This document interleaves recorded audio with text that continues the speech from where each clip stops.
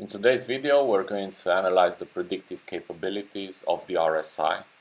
We're going to run multiple tests using the default settings on 1 hour in a long-short scenario and long-only.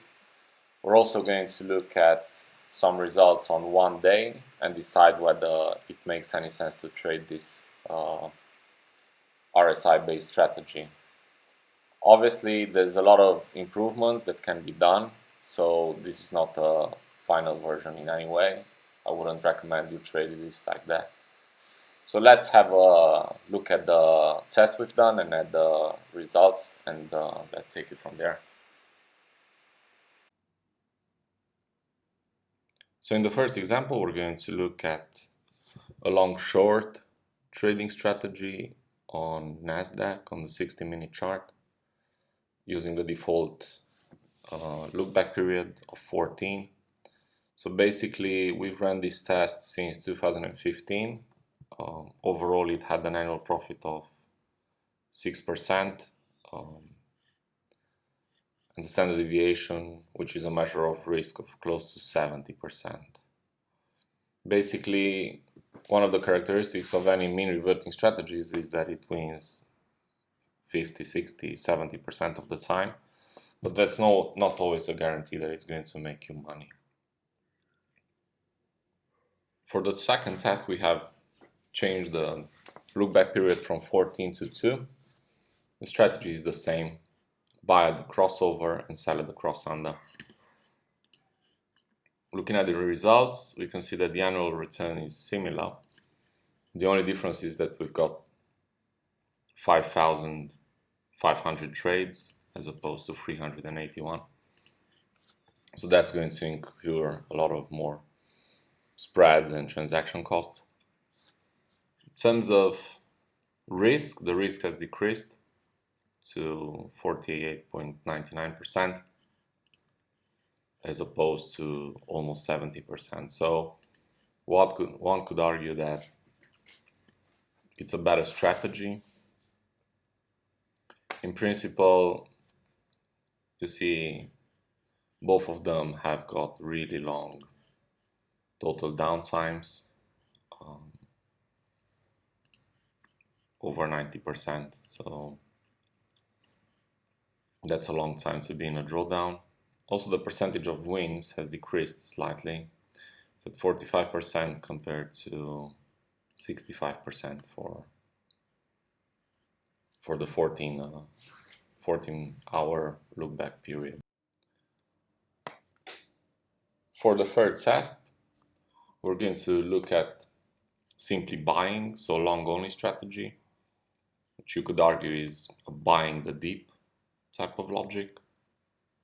So we're still going to use the RSI on 2 hours lookback period and see what the results are. So because the other two were long-short,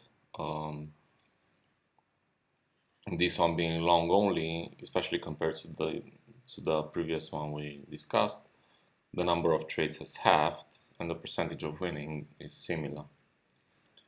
What's changed actually is the overall result. So here we've got an annual return of 43%, which is a lot higher than it used to be. And even though we've got an increased risk of almost 60%, because we've got the higher annual return, we've got an increase in the Sharpe ratio. As you can tell, the average trade took 6 hours, so 6 bars basically, and the longest one was 55 hours. It only stays in the market half of the time because it's a long-only strategy, so it's only buying the dips, which you could argue is good because it prevents you from staying in the market too long and paying rollover costs that you would do when you're trading CFDs. In the last example, we're going to look at the daily results. So basically, instead of 1 hour, we're going to look at 1 day. And we're still going to use a long-only strategy, which is what a lot of people use. And RSI on 2 periods is actually used for buying the dips. Now, Again, there's no stop losses, so it's buying the dip and it's closing on reversal. So here you would go long, and here you would exit. In this case, again, the timing market is only 47%, which is quite good. The number of trades is not that high, obviously. It's 114, so like 21 trades a year. And the annual returns increased to 90%. The standard deviations also increased, but because we've got 90% as the annual return and it's greater than the risk, then we've got the greater than 1 Sharpe ratio, which is what we'd want.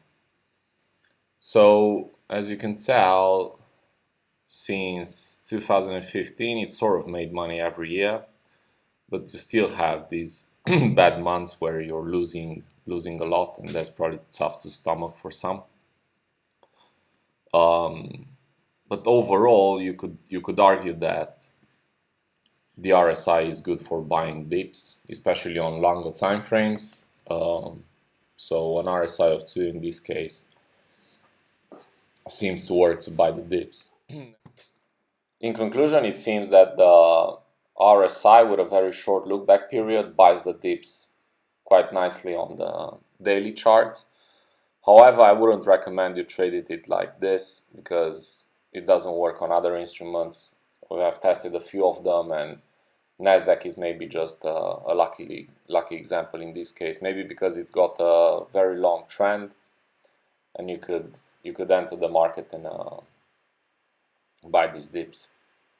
If you like the video, please give it a thumbs up, and if you've got any questions regarding backtesting or creating systems, feel free to get in touch via the comment section.